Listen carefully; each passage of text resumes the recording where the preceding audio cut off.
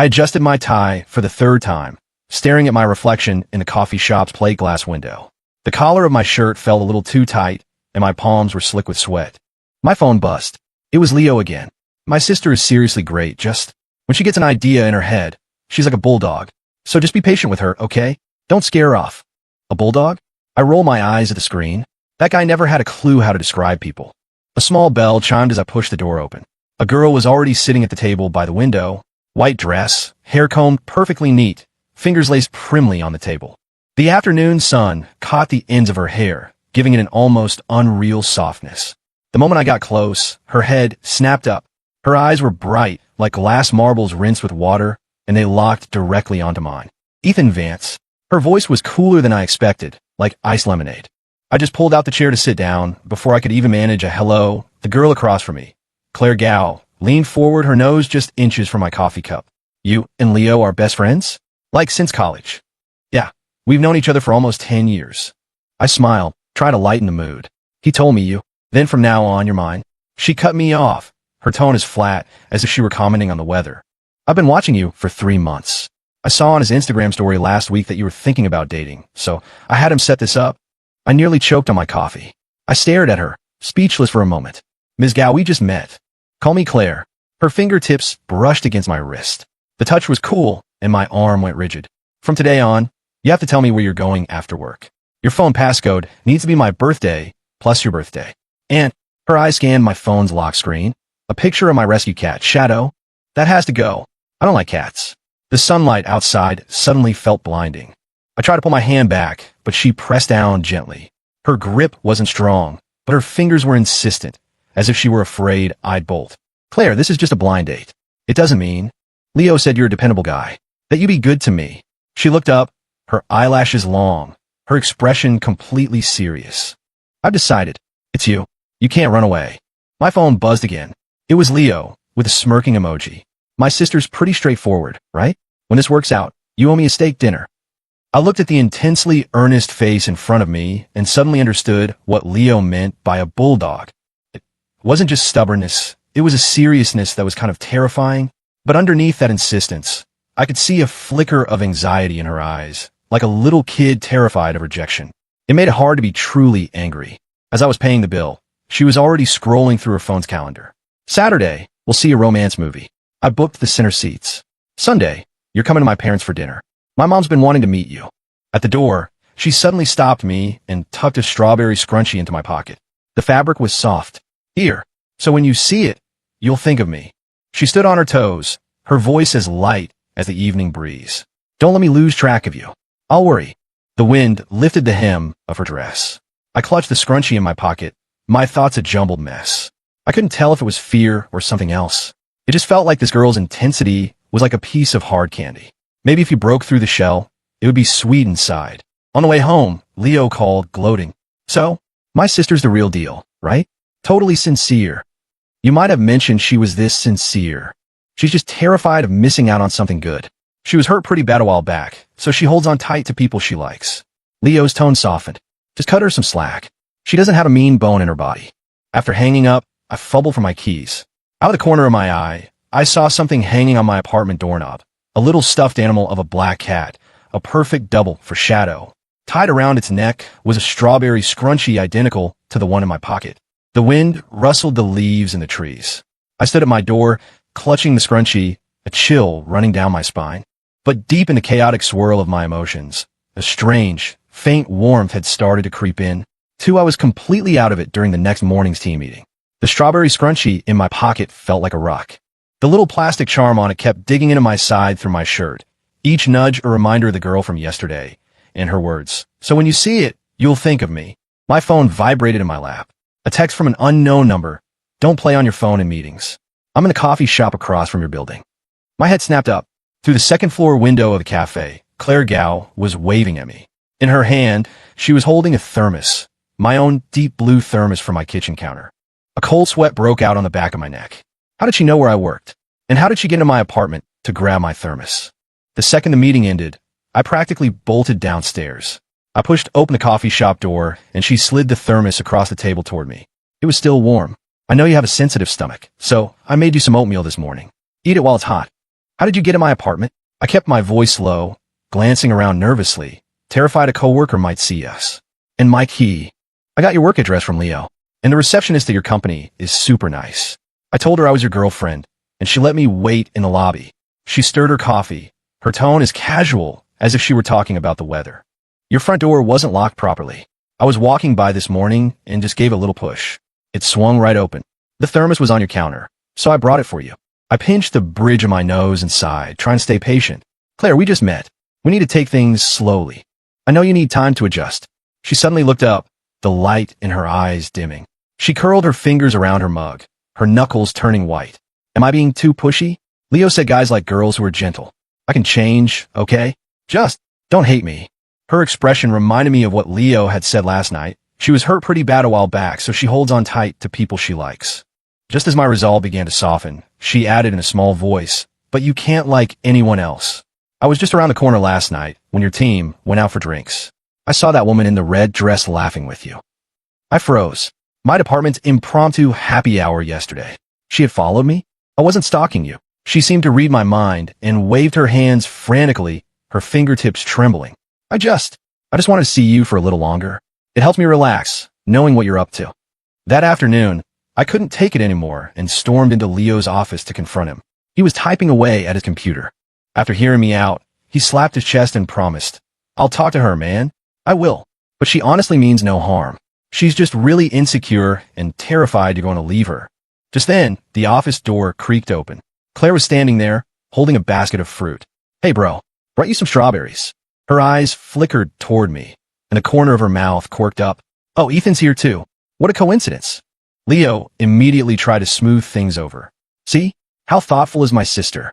She knew you were here, so she brought you your favorite. She held out the washed strawberries to me. They were a brilliant red, exactly like the pattern on her scrunchie.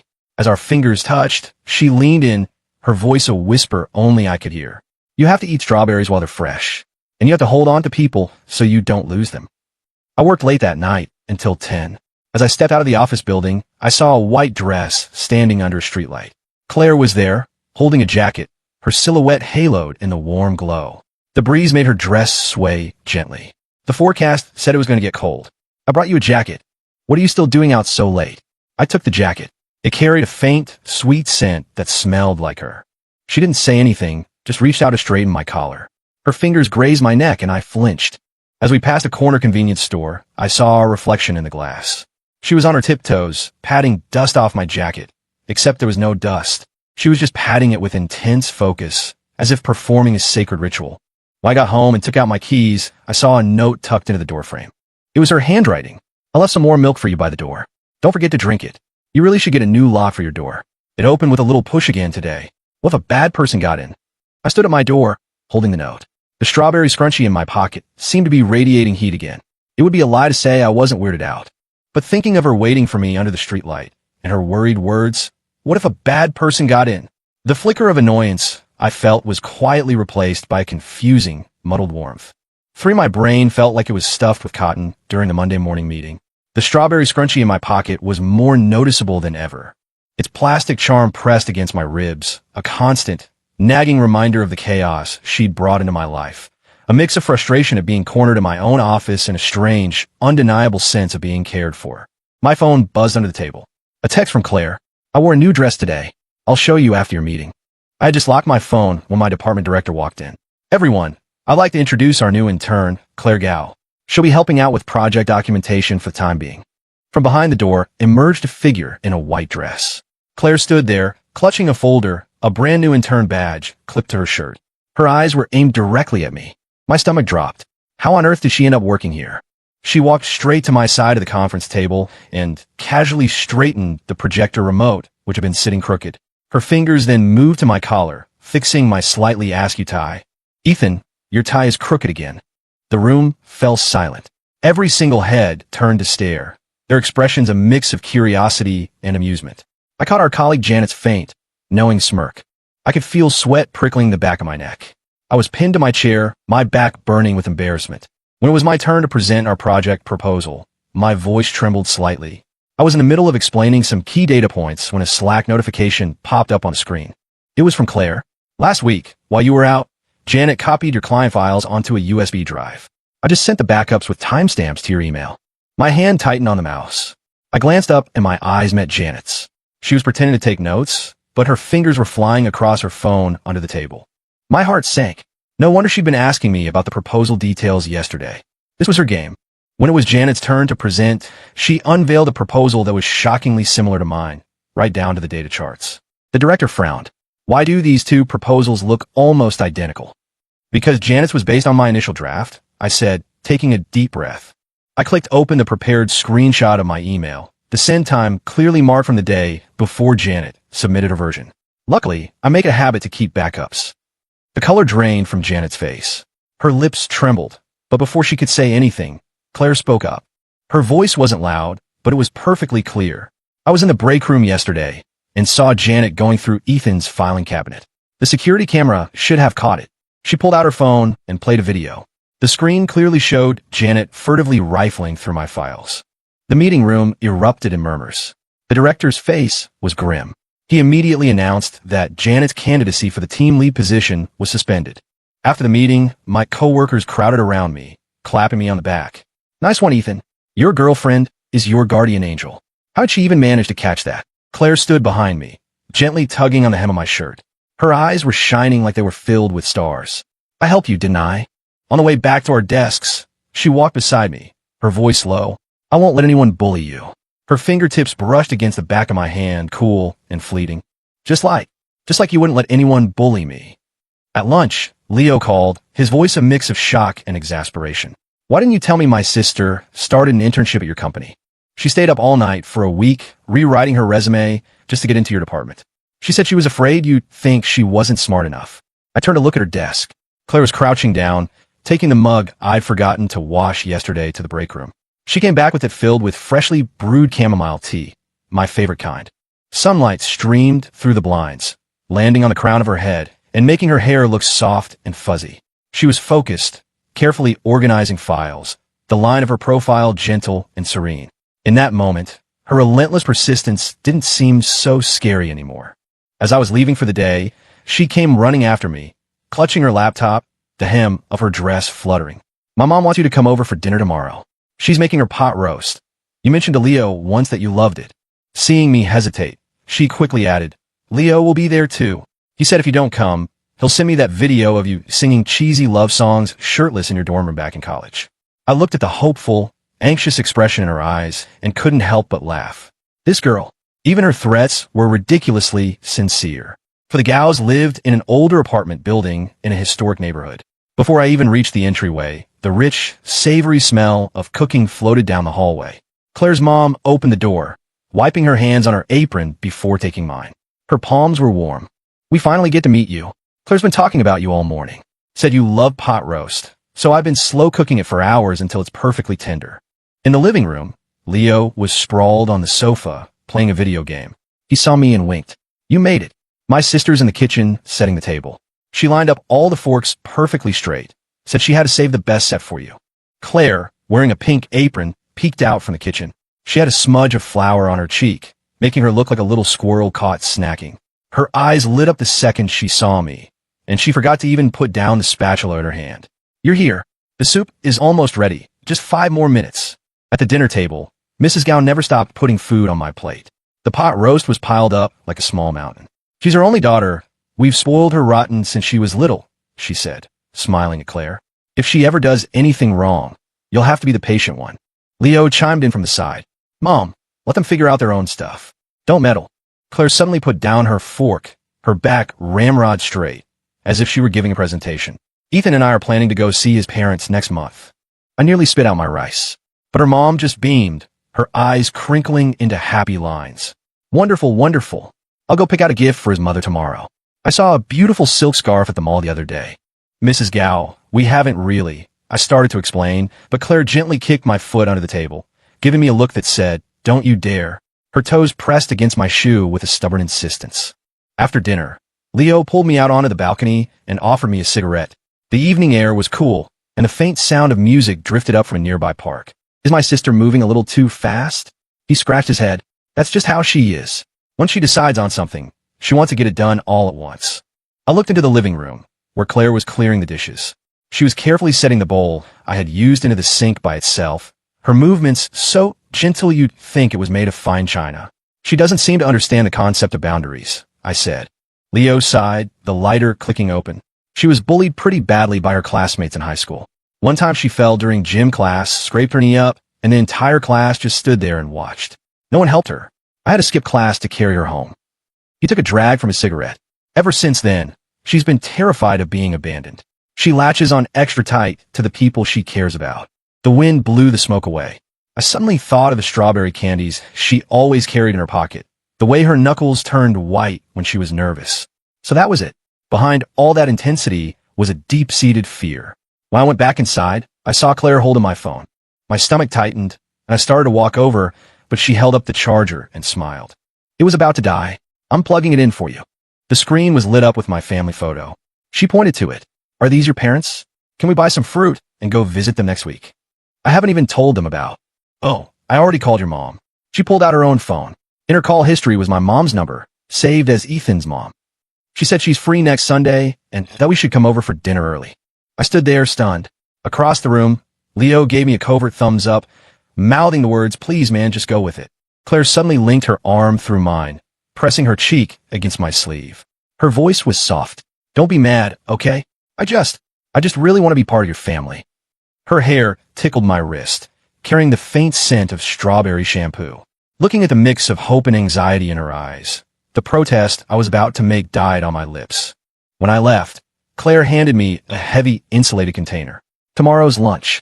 Honey glazed salmon," she said as she walked me downstairs. The streetlight stretched her shadow long behind her. "You mentioned the salmon in the cafeteria is always overcooked." The evening breeze lifted the hem of her dress.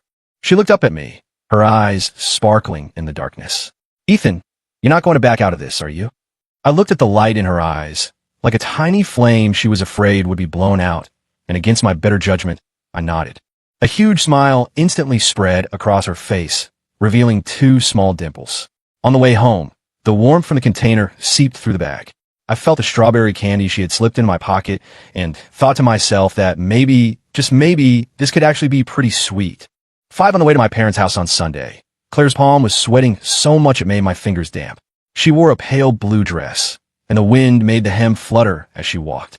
She clutched the box with the scarf for my mom so tightly the corners were starting to wrinkle. "What if your mom thinks I'm too skinny? What if she thinks I'm too quiet?" she whispered, her voice trembling slightly. "My mom's super easygoing. She said she was excited to meet you when we video chatted last week." I reassured her, using my free hand to smooth a few strands of hair the wind had blown across her face. My fingertips brushed her ear, which was surprisingly hot, like she was hiding a little furnace inside. My mom opened the door, her eyes lighting up the second she saw Claire. She grabbed her hand and pulled her inside. "You must be Claire. You're even prettier than in the pictures. Come in, it's windy out there." At the dinner table, Claire was as timid as a startled rabbit. She took tiny bites of rice, her fork poking aimlessly at her food, unable to pick up a single piece of chicken. My mom kept piling food on her plate. "Eat up, you're so thin. Claire, you have to come over more often. I'll make you all my best dishes." My dad asked her about work, and she sat up straight, answering each question seriously, her voice barely a whisper. After dinner, my mom pulled me into the kitchen. "That girl seems to have a good heart," she said in a low voice. "She's really serious about you." She gestured toward the living room. "I saw her phone lock screen is a picture of you, and her passcode is your birthday. But isn't she a little too attached?" My heart sank. Just as I was about to explain, we heard a loud crash from the living room. We rushed out to see Claire kneeling on the floor, picking up pieces of a broken ceramic mug. My dad's phone was on the floor beside her. A thin line of blood was welling up from a cut on her finger. "What happened?" I immediately knelt and helped her up, pulling her hand toward the kitchen. "We need some antiseptic." It was my fault. Her eyes were red, tears shimmering. "Your dad wanted to see a picture of you, but I fumbled my phone when I tried to hand it to him, and I knocked over your mom's mug." My dad waved his hands frantically. "It wasn't your fault at all. I'm the one who didn't catch the phone properly. It's all on me." After my parents left, Claire sat on the sofa in silence, her head bowed, her shoulders slumped. I came back with antiseptic and a bandage, gently taking her hand to clean the cut. She hissed in pain, but didn't pull away. Just then, her phone screen lit up. A photo popped up on the screen. It was her with an unfamiliar guy with what looked like a high school campus in the background.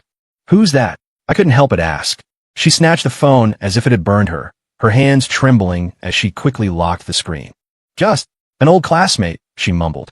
We don't talk anymore. That night, I tossed and turned in bed, her red-rimmed eyes replaying in my mind. My phone suddenly buzzed. It was a text from Leo with a photo attached. This is the guy who bullied my sister in high school. He passed around a love letter she wrote him and got all the other kids to ignore her. She spent weeks just crying in her room.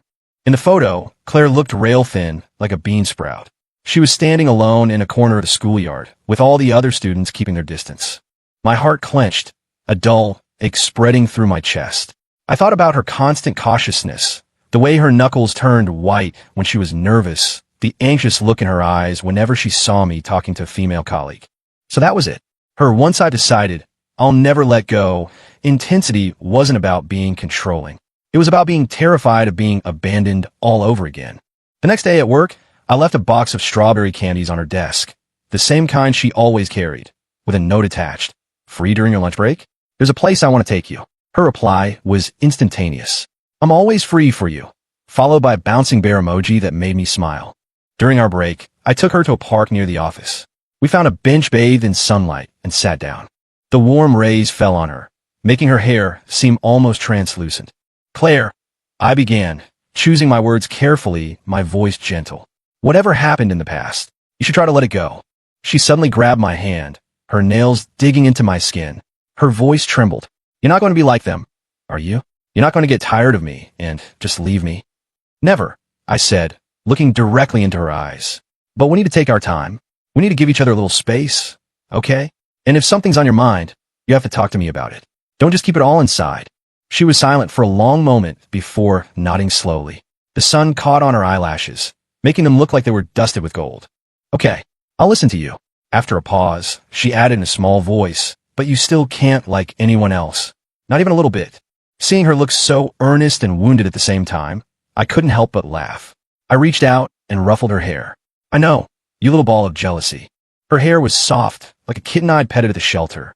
The sunlight fell on her face, and she finally smiled, her eyes curving into crescents. She was more beautiful than any flower in the park. After that day, Claire really seemed to change.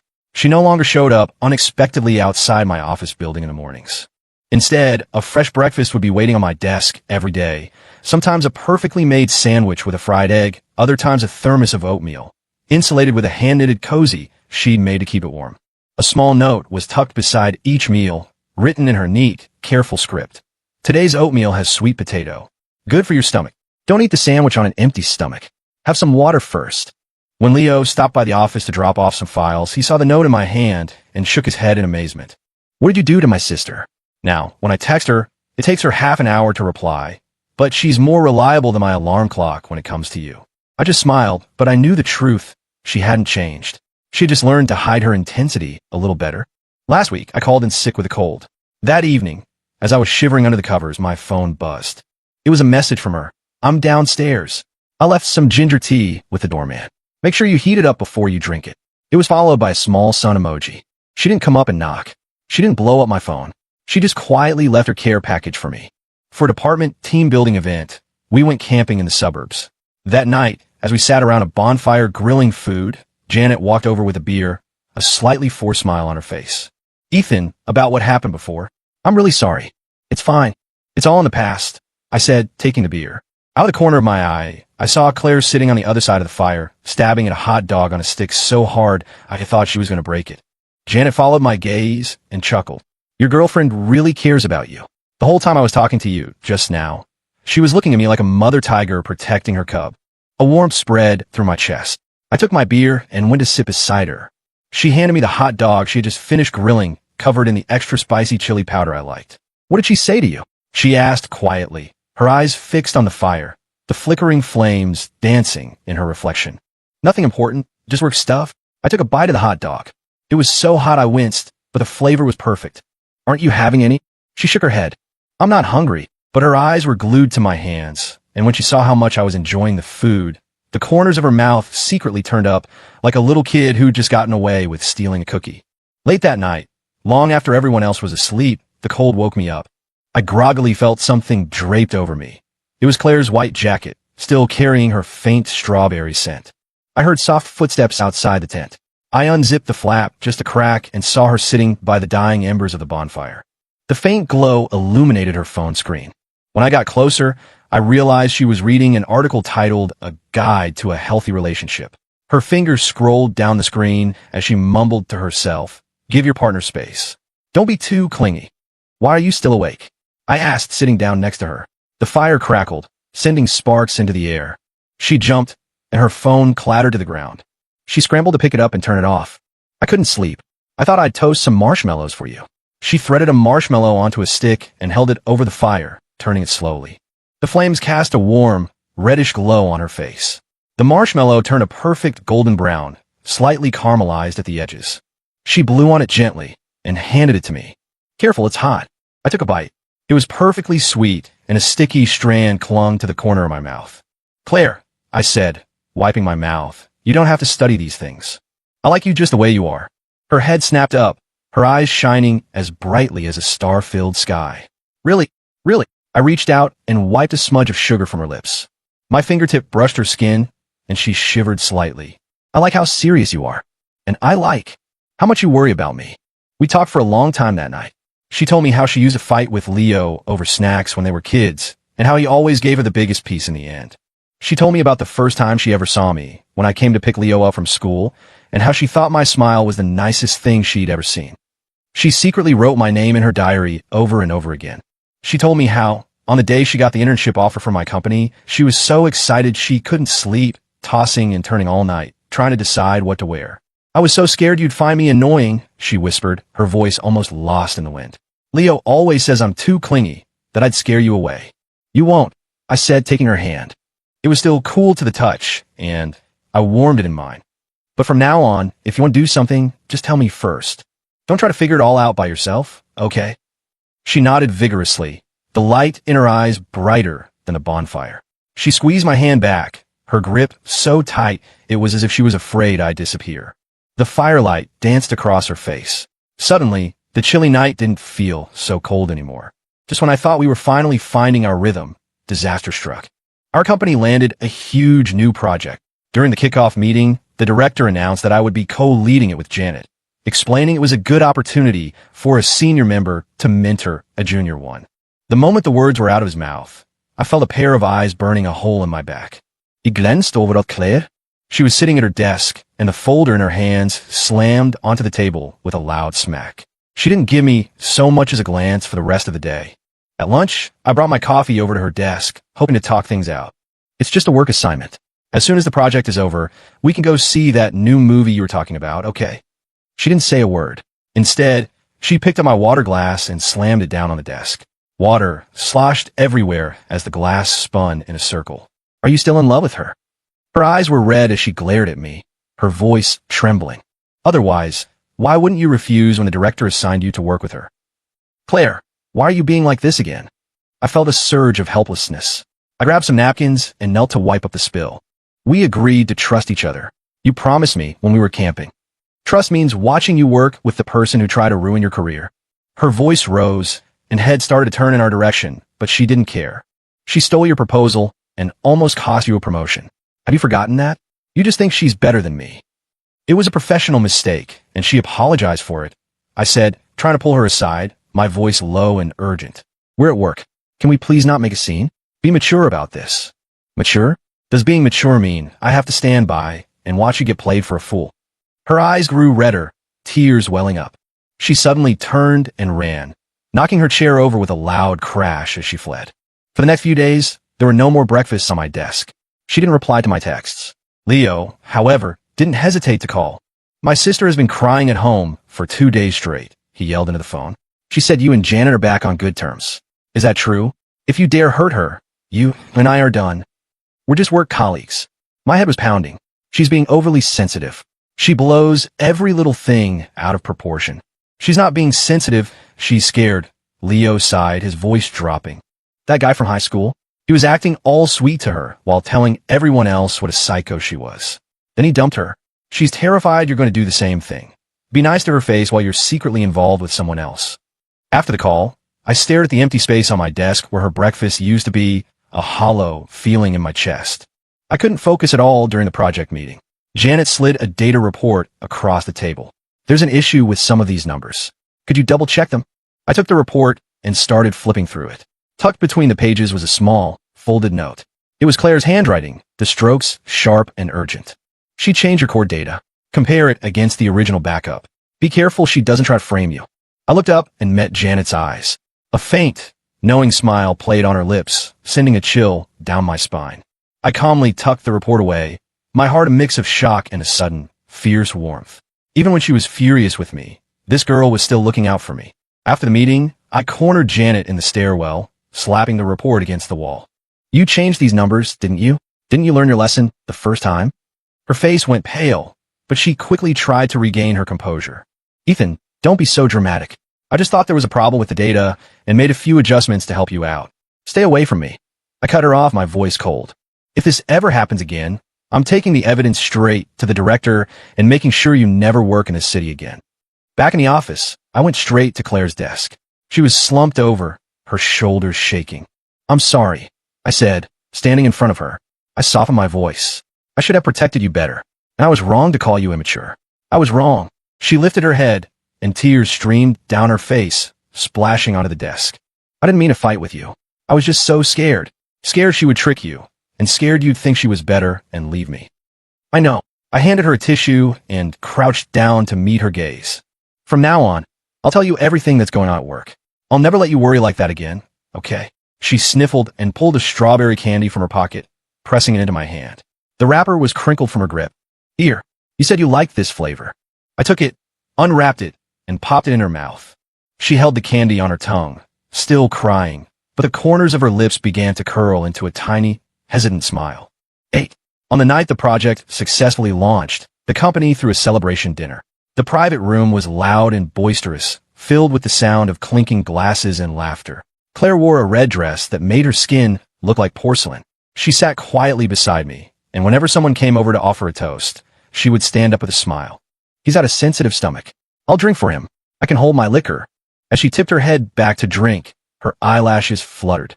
I gently touched her hand under the table, and she immediately laced her fingers with mine. Her skin was cool. When Janet approached with her wine glass, she looked uncomfortable, her smile plastered on. Ethan, congratulations. The project was a huge success. Thanks, I replied curtly, with no intention of making small talk. Claire suddenly looked up, her tone soft but sharp. Janet, you don't look so well. Are you feeling okay? Maybe you should head home and get some rest. Janet's face paled. She mumbled something about us enjoying our meal and quickly walked away. Leo sidled up to me, nudging me with his elbow. Look at you two. You're totally in sync now. The way my sister protects you. It's just like my mom with my dad back in the day. I smiled and squeezed Claire's hand. She squeezed back even tighter, a secret little smile playing on her lips. Halfway through the dinner, the director stood up and clapped his hands, silencing the room. I have an announcement to make, he said, his expression serious. Janet Ling has been terminated from the company for repeatedly falsifying project data. We have already filed a police report and will be pursuing further legal action. A wave of shocked whispers spread through the room. I froze for a second, then turned to look at Claire. She was calmly stirring the soup in her bowl. Her expression so peaceful, it was as if she knew this was coming all along. Was that you? I whispered in her ear. She looked at me and nodded, her voice tiny. I sent the director the security footage of her altering the data. I also had the records of her copying your files. I kept everything. When did you? I was stunned. The day you told me we had to trust her, I went and checked the security logs, she said, her voice dropping even lower as she stirred her soup. But I didn't tell you right away. I was afraid you'd think I was being paranoid again, that I didn't trust you. A pang of regret hit me. I reached out and stroked her hair. You fool. You should have told me. Her hair was as soft as cotton. From now on, whatever it is, we face it together. Okay. She nodded vigorously, her eyes shining. She pushed her soup bowl toward me. Have some soup to warm your stomach. You had a little to drink. On the way home, the moonlight spilled across the pavement, stretching her shadows long behind us. The night air was fragrant with the smell of blooming flowers. Ethan, Claire said, stopping in her tracks. She looked up at me, her eyes like dark, shimmering pools in the moonlight. I know I was awful before. I was always trying to tie you to me, checking your phone, following you. That's all in the past, I said, cutting her off gently as I took her hand. No, it's not. She looked at me with earnest intensity, her fingers clutching my sleeve. I know I don't know how to love someone properly. I always use the wrong methods, and I end up frustrating you and exhausting myself. But I'm learning. I'll get better slowly. Are you willing to wait for me? The street light illuminated her face. I could see she was biting her lip, her eyes filled with a mixture of anxiety and hope. I thought back to our first meeting when she had so brazenly declared, "You're mine now." I thought of the milk she left by my door and the way her face flushed when she took a drink from me. This girl's love had always been overwhelming. She had just been channeling it the wrong way. "I'm willing," I said, pulling her into a hug. She smelled faintly of strawberry body wash. "Actually, I can't wait for you to learn how to love me and for me to learn how to understand you better." She stiffened in my arms for a moment, then slowly relaxed, wrapping her arms tightly around my waist. Her voice was muffled against my chest. "Well, in that case, you're not allowed to like anyone else. You're not allowed to talk to other girls too much. You're not allowed to." Okay, I get it." I laughed, patting her on the back. "But you're also not allowed to secretly check my phone. Or follow me. Or, I know." She mumbled into my chest, her voice full of laughter. "I guess that makes us even." A gentle breeze rustled past, carrying the sweet scent of flowers. I looked down at the girl in my arms and thought that this chaotic, caring, complicated feeling was actually pretty wonderful. 9. That weekend, I took Claire back to my parents' place. We could hear my mom bustling around in the kitchen from all the way down the hall. The moment I opened the door, my mom rushed out, still holding a spatula, and grabbed Claire's hands. "Claire, you're here. Come in. I made you that short rib stew you said you liked last time." Claire stumbled forward, almost dropping the silk scarf she had bought for my mom. Her face flushed a deep red as she mumbled, "Hi, Mrs. Vance." My dad was in the living room reading the paper. He lowered it and smiled. "You're here. Have a seat." His eyes, however, kept darting over to Claire, and he gave me a subtle look that clearly said, "This one's a keeper." At the dinner table, my mom put more food on Claire's plate than on mine. "Eat more. Build up your strength," she said, the corners of her eyes crinkling.